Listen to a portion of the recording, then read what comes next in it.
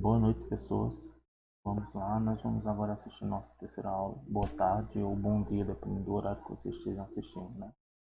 Nossa terceira aula é contextos históricos das conquistas trabalhistas, recursos humanos e gestão de pessoas, certo?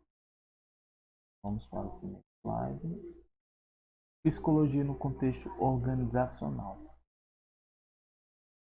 Então, assim, fica claro que o fator humano no ambiente de trabalho tem uma grande importância. É preciso buscar o consenso entre as necessidades do empregador, que visa ao lucro, com as necessidades e satisfações sociais, emocionais e psicológicas do empregado. Como resultado das greves das organizações dos sindicatos, as indústrias dos setores secundários passavam a oferecer benefícios aos funcionários e a cumprir os direitos dos trabalhadores garantidos por lei, recém-criadas a partir da pressão dos trabalhadores. Então, assim, esse consenso que vem sendo criado no decorrer do tempo, até os dias de hoje, entre empresa e empregado, patrão e empregado, vem sendo construído, mas não por boa vontade, mas sim por uma luta de classe que existe há várias décadas. Então, assim, são várias e várias e várias e várias lutas, várias e várias e várias reivindicações, várias e várias greves que suscitam no final dos direitos trabalhistas adquiridos. Certo? Então, essa relação que nós temos aqui de consenso entre as necessidades do empregador e do empregado não é bem uma coisa feita à boa vontade.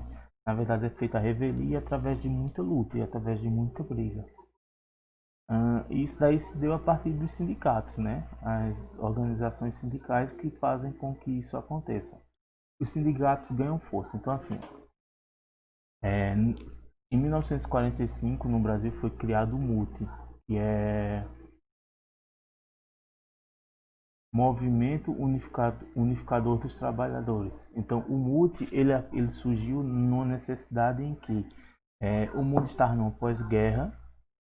Então, assim, as condições de trabalho os trabalhos que estavam sendo oferecidos estavam em escassez. Então, as condições de trabalho eram péssimas, porque só tinha aquilo ou você aceitava ou você passava fome. Então foi criado esse movimento unificado exatamente para isso, para que a classe trabalhadora tivesse aonde conseguir um apoio para suas reivindicações e seus direitos começarem a serem vistos e percebidos como verdadeiros. Então, a necessidade da consolidação dos bens e a união dos trabalhadores na busca de novas concessões no trabalho fez com que os sindicatos se tornassem mais fortes e ativos. É um período de negociação trabalhista, ou seja, não havia mais imposição tão expressiva por parte do empregador e chefias para os seus funcionários. Era preciso estabelecer acordos, travar diálogos, para que estes acordos ocorressem e com isso as relações interpessoais incrementassem. E por volta de 1960 a expressão administração de recursos humanos foi implantada. Então assim, a partir desses direitos que foram adquiridos e conquistados pelos, pelos sindicatos, pelos trabalhadores que se uniram de forma conjunta, as empresas elas tiveram que criar um setor do departamento chamado de recursos humanos, que é exatamente para poder suprir essas necessidades que as pessoas ou que os trabalhadores eles começaram a ter. Por exemplo, reivindicação de férias remuneradas, reivindicação de carteira de trabalho assinada, reivindicação de aposentadoria, reivindicação de vale alimentação, vale transporte, é, a questão da mulher quando ela está grávida, dela ter todo o salário maternidade garantido, não ser demitida depois de estar grávida. Então, assim, tudo isso foram conquistas trabalhistas que foram feitas através de um conjunto entre o trabalhador e os sindicatos. Então, essa união deu força e fez com que eles conseguissem adquirir esses direitos com o passar do tempo. E como os funcionários começaram a ser vistos de forma mais humanitária, então teve-se a necessidade da criação dos recursos humanos dentro das empresas, que é para lidar exatamente com essa questão do pessoal, certo? Então isso não aconteceu do nada. O papel do RH. Então o papel do RH ele tem uma função dentro da empresa que é Recrutamento e seleção, ele, não, ele, faz, ele recruta as pessoas e seleciona aquelas que estão aptas para ser encaixadas em determinado local na empresa.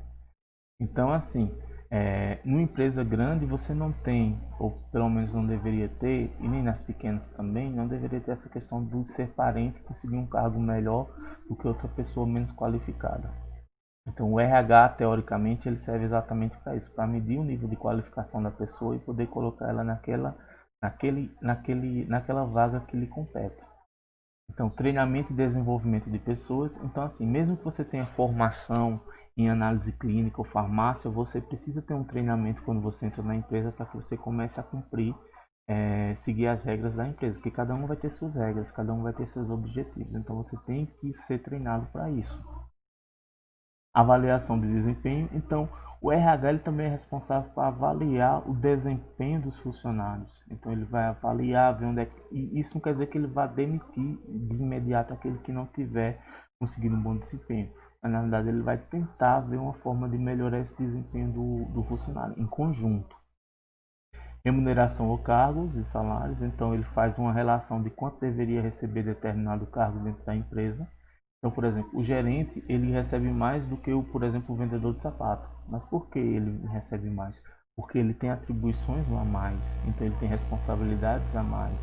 Então ele fecha caixa, ele gerencia como é que está sendo as vendas, ele fica de olho na questão do atendimento ao cliente, então ele tem várias funções a mais do que o vendedor de sapato. Ele resolve situações, problemas que possam vir a surgir. Então amplia-se essa função e, consequentemente, a responsabilidade e, consequentemente, o salário. Higiene e segurança do trabalho. Então, o RH também é responsável por essa parte. A questão da limpeza. Ele não vai limpar em si, mas ele vai gerenciar toda uma equipe ou selecionar pessoas que vão gerenciar essas equipes. Então, ele também fica sempre responsável por essa parte. Departamento de pessoal, o que a gente já falou na questão do recrutamento e seleção, a questão da divisão dos setores por funções, certo? Seleção trabalhistas e sindicais, então eles também resolvem essa questão de problemas que possa ter com, com direitos trabalhistas e questões sindicais, a não ser que seja por uma parte, um âmbito legal, aí daí já vai ser já um advogado que vai ser responsável por isso. Serviços gerais, ele também vai gerenciar, assim como ele gerencia a questão do pessoal da limpeza e segurança. E por fim, a qualidade de vida no trabalho. Então o RH ele tem diversas funções dentro dessa perspectiva trabalhista. E nessa qualidade de vida do trabalho é como é que está o ambiente, se está favorável ou não a um bom desempenho do indivíduo dentro dessa empresa. Ele está rendendo e o que é que no ambiente está atrapalhando isso. Então, essa é uma das funções do RH. No texto, quando vocês estiverem lendo, vocês vão ver que vai ter toda uma evolução histórica de quando vai acontecendo diversas mudanças. Então, vocês leiam com bastante atenção, que é bem interessante.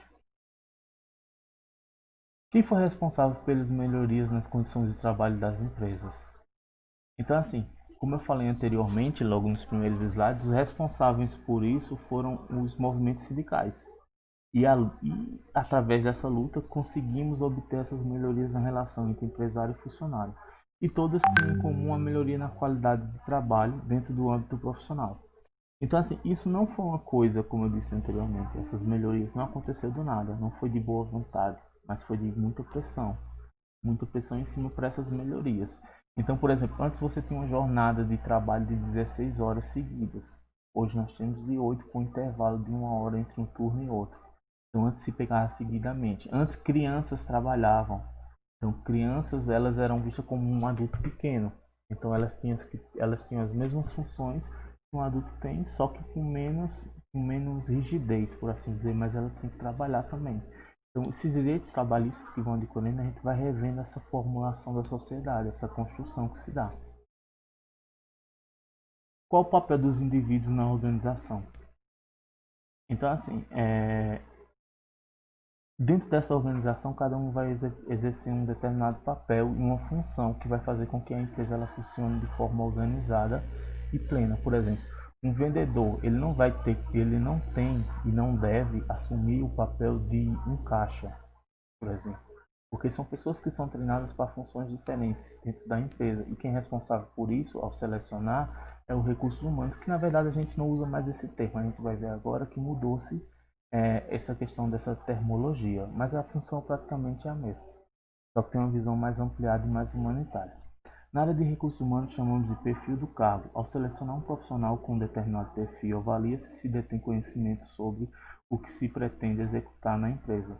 Se o recém-contratado tem qualificações técnicas, tecnológicas, culturais, afetivas e psíquicas para ocupar o cargo e o que não será necessário ensinar-lhe como se deve fazer, pois já apresenta essa aprendizagem de capacitação. Então, por exemplo, vocês estão terminando o curso de análise clínica, então vocês já devem saber como é que faz para coletar o sangue. Então isso é uma coisa que a empresa, quando vocês forem trabalhar no Unimed, por exemplo, vocês não vão aprender a coletar sangue, pois vocês já sabem. Vocês vão aprender onde fica determinado setor, onde está localizada determinada coisa, como deve ser o procedimento até chegar no finalmente do laboratório da Unimed. Então vocês vão ter todo um processo e vai ter alguém que vai ensinar. Só que a parte técnica em si vocês já têm que ter aprendido. Lembra da primeira aula quando a gente falou do chá, conhecimento, habilidades e atitude? Então, esse momento é que vocês têm que mostrar a aquisição de toda essa habilidade toda que vocês devem ter adquirido, certo? E a questão também do compromisso, né? Como o RH deve agir para resolver, desenvolver a empresa nos processos, as pessoas e os recursos? Então, como é que ele deve agir? É preciso conhecer bem a empresa e entender qual é seu público e dessa forma identificar se o funcionário se adequa às necessidades da empresa e vice-versa. Então, por exemplo, uma empresa de eventos que trabalha com público, com muita gente, e você precisa ter pessoas dinâmicas e ativas e simpáticas para atender essas pessoas que vêm para a empresa, de eventos, uma festa infantil, tal. Então, assim, se você botar pessoas que não têm um perfil de saber lidar com o público, essa empresa ela não vai ter um fluxo de caixa no final, pois ela não vai ter um retorno dos seus clientes. Um ou outro vai fazer, mas vai começar a desandar. Então o RH ele serve exatamente para isso. Ele vai ver o perfil de cada um e vai encaixá-lo dentro daquela função. O fator humano está cada vez mais proeminente e outros aspectos surgem em decorrência das necessidades das empresas e das pessoas. Então a expressão RH amplia sua atuação e visão organizacional e passa agora a ser denominada de gestão de pessoas. Então agora você não é mais um recursos humanos, agora você é uma gestão de pessoas, você gere as pessoas. O ser humano agora ele não é visto mais como um recurso, entendeu? Ele agora é visto na sua pluralidade toda, porque cada um hoje em dia tem diversas formações, diversas concepções, diversas visões de mundo e isso daí a gente tem que compreender. Então, o RH, que não se usa mais o termo, seria gestão de pessoas, ele exatamente faz isso. Ele vê o ser humano como um todo, certo? Então, por acaso, se perguntarem assim, mas o RH agora mudou de nome, qual é o nome? Gestão de pessoas. O trabalho dentro da empresa do responsável pela gestão de pessoas deve ser uma via de mão dupla. A empresa auxilia e muda os processos buscando a melhoria da qualidade de vida para seus funcionários e estes, por sua vez, buscam atender às necessidades da empresa, mas dentro das suas reais habilidades e potencialidades. Então, assim, aquela visão que a gente tinha do Fordismo, que era cada um tinha uma partezinha, cada um fazia só aquela função e era substituível facilmente, hoje em dia as empresas não têm ou não deveriam ter mais essa visão. Porque cada funcionário ele deve ser visto como uma parte integrante da empresa, para daí ele se sentisse importante e valorizado e a partir daí novamente ele poder suprir as necessidades da empresa. Tipo, se for um vendedor de sapato, então ele bater as metas. Se for um atendente de análise clínica, ele conseguir coletar o sangue da melhor forma possível. Então, assim, então aquela visão de funcionário que é apenas uma peça a mais, então não, ele passa a fazer parte do todo para que funcione. Então, ele vai ser cobrado que suas habilidades e suas potencialidades elas sejam afloradas e sejam colocadas em prática. Mas para isso a empresa ela deve também oferecer esses meios e recursos para isso. Então, um ambiente agradável, um ambiente com segurança, um ambiente, um salário também digno, também faz parte para que a gente se sinta motivado. A gestão de pessoas deve direcionar suas ações para a aprendizagem, diversidade de tarefas, postos, cargos e atribuições com as diferenças individuais. Observar que a competência não deve ser apenas cobrada do trabalhador, mas estimulada e alicerçada pela empresa. Então, assim, se você tem um bom desempenho da empresa, nada natural ou nada mais justo do que você ter uma melhoria no seu cargo, no seu salário, você poder não ficar estagnado. Por exemplo, você entra numa empresa de sapatos, então você não ficar o resto da vida como vendedor, você poder subir, você poder ser um gerente, você poder fazer parte da direção, então você poder ter essa possibilidade de você se desenvolver dentro da empresa. Né? Observar que a competência não deve ser apenas cobrada do trabalhador, mas estimulada, alicerçada da empresa. O importante é ter claro que gerenciar pessoas não é exclusividade de alguns que atuam nesse setor, mas que é uma ação cotidiana de todas as pessoas que trabalham na empresa. Além disso, essa visão de gestão de pessoa mostra que a pessoa responsável por isso, ela também vai estimular que o outro também seja parte disso. Então, que o outro também vai estimular o outro. Então, que todo mundo se auxilie para que a empresa ela comece a dar retorno. Valorização das relações humanas. A gestão de pessoa busca motivar, desenvolver pessoas, mediar conflitos e negociar interesses. Não há mais como retroceder, pois o trabalho e o trabalhador contemporâneo são muito diferentes da época da Revolução Industrial. Hoje temos um profissional mais crítico, com mais interesses e aspirações, buscando se desenvolver juntamente com a empresa e as organizações. Não podem estar defasadas, acreditando que pessoas são apenas números, robôs ou máquinas. Então, assim, por exemplo, vocês estão trabalhando na... Tem alguns de vocês que trabalham na Unimed já ou trabalha numa farmácia na função de caixa, por exemplo. Aí daí você está fazendo seu curso de farmácia ou análise clínica. Você trabalha na Unimed como atendente.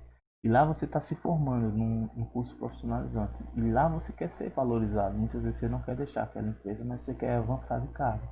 Então a empresa, quando lhe der uma oportunidade, está lhe motivando, está desenvolvendo com que você, está fazendo com que você se desenvolva e tenha mais interesse de permanecer na empresa. Você vai evoluindo de cargo, certo? Então, assim, a gestão de pessoas ela tem essa visão bem ampla que a gente acabou de ver. É, não tem mais aquela visão tecnicista do funcionário.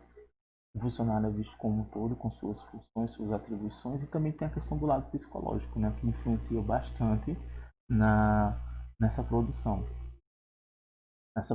dentro da empresa, nessa motivação. Certo? Então, assim, resumo do dia, nós vimos que a importância dos sindicatos para as conquistas de direitos. Tem um aqui. Conquistas de direitos trabalhistas, conhecemos a visão contemporânea de gestão de pessoas dentro das organizações. Diferenciamos também o conceito e as ações do setor de recursos humanos, RH, para a gestão de pessoas. Evidenciamos a valorização das pessoas no processo produtivo e o processo contínuo de desenvolvimento de competências, características desse novo enfoque da gestão. Então, assim, a gente teve uma visão resumida de tudo isso. O texto ele tem mais informações para vocês poderem se aprofundar um pouco mais. A gente vai ter na aula, vocês vão poder tirar dúvida, qualquer coisa, mas está bem explícito, bem simples. E espero que vocês tenham gostado da aula e até a próxima.